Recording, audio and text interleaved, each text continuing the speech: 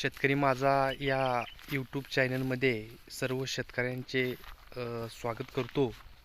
सर्व शेतकऱ्यांना सांगू इच्छितो की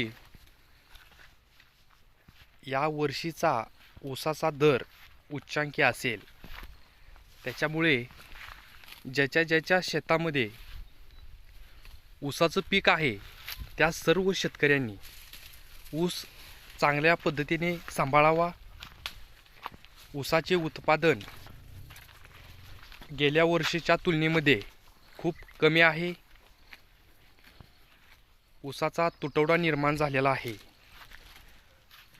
कारण ऊसाचा तुटवडा निर्माण होण्यामागचे कारण या वर्षीचा तीव्र उन्हाळा, पाण्याची कमतरता